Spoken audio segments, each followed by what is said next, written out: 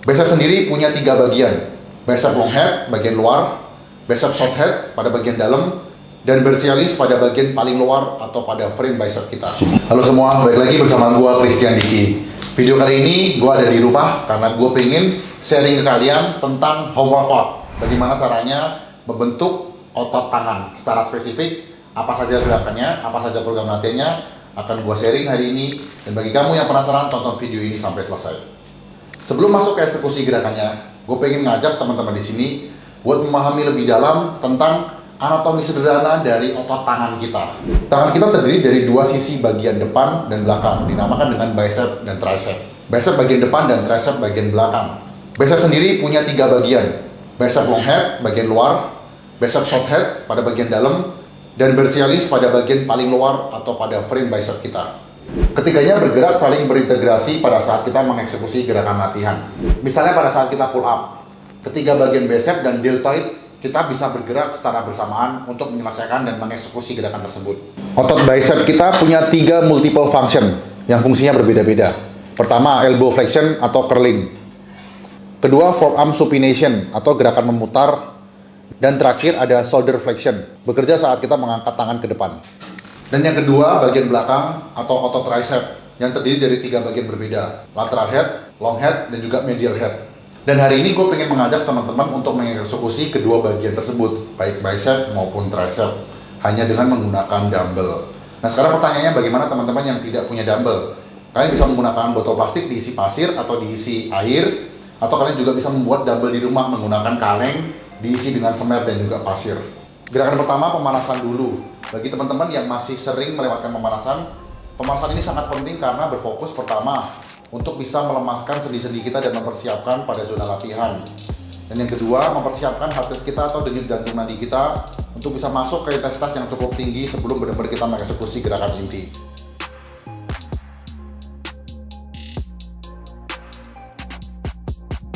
Gerakan pertama, dumbbell bicep curl. Berfokus melatih otot bicep long head bagian luar.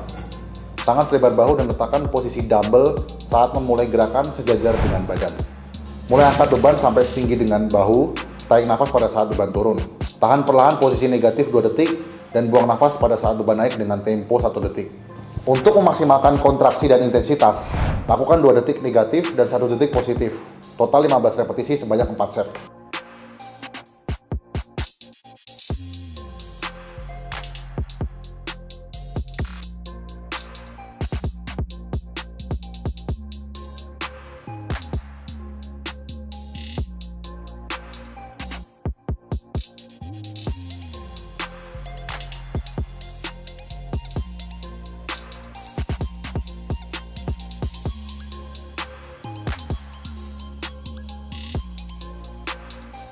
Masuk ke gerakan kedua, one arm dumbbell bicep curl.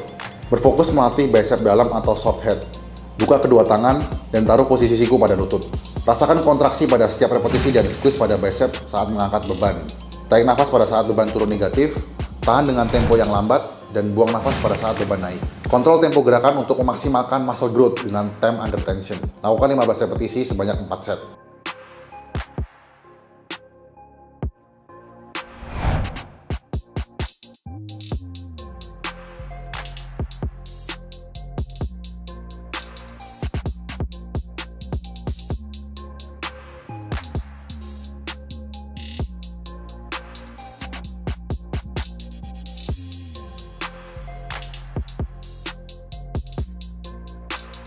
Masuk ke gerakan ketiga, dumbbell hammer curl yang berfokus melatih brachialis atau sering disebut dengan bagian terluar frame otot bicep kita. Bagian yang paling nongol ketika kita melakukan double biceps. Tarik nafas pada saat beban turun, buang nafas pada saat kontraksi beban. Lakukan 12-15 repetisi sebanyak 4 set.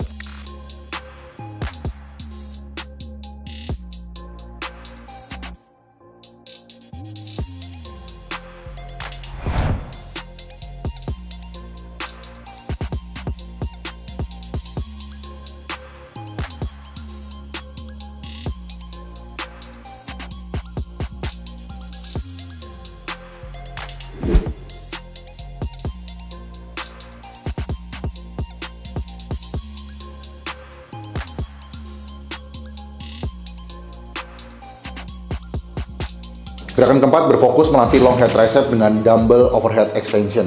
Berdiri dengan memegang kedua dumbbell, angkat dumbbell di atas kepala, kunci shoulder dan busungkan dada.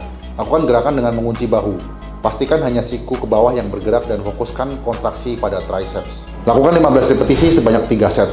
Pastikan tension setiap setnya benar-benar tinggi untuk memaksimalkan muscle breakdown.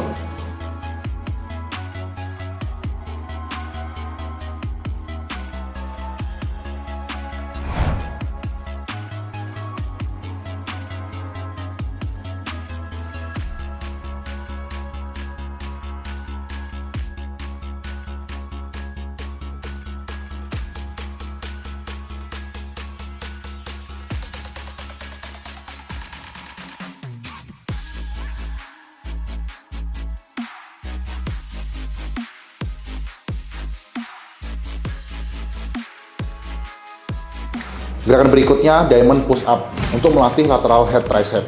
Posisi seperti push up dengan tangan rapat dan membentuk diamond. Usahakan bahu dan pantat bergerak secara bersamaan, sejajar dengan garis lurus. Turun perlahan dengan tempo gerakan negatif 2 detik dan positif 1 detik. Tarik nafas pada saat badan turun dan buang pada saat mengangkat beban. Lakukan 12 repetisi sebanyak 4 set.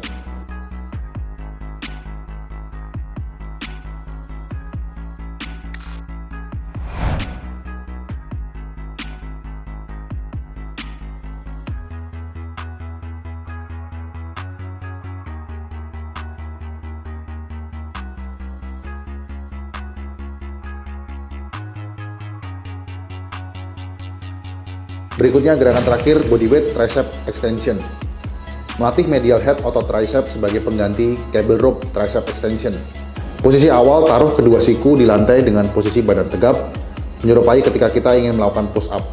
Mulai angkat badan menggunakan kontraksi otot tricep kita. Jaga badan tetap tegap dan pantat leher sejajar dengan garis lurus. Tarik nafas pada saat badan turun dan buang nafas pada saat badan naik. Lakukan 12 repetisi sebanyak 3 set.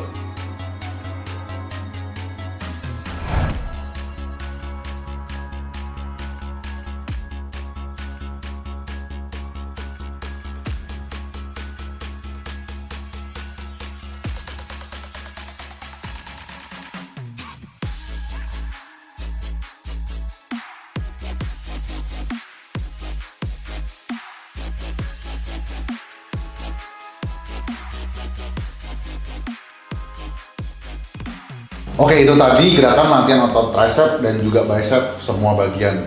Salah satu kelemahan ketika kamu latihan di rumah adalah kamu tidak bisa melakukan dengan intensitas yang maksimal karena beban yang seadanya, volume yang seadanya, dan juga mungkin bahkan kamu tidak menggunakan beban atau hanya menggunakan body weight. Nggak masalah, selama kamu bisa menggunakan intensitas yang maksimal dan hampir mendekati failure, kamu akan tetap bisa mempertahankan massa otot atau bahkan kamu membangun massa otot dalam program hypertrophy. Caranya bagaimana?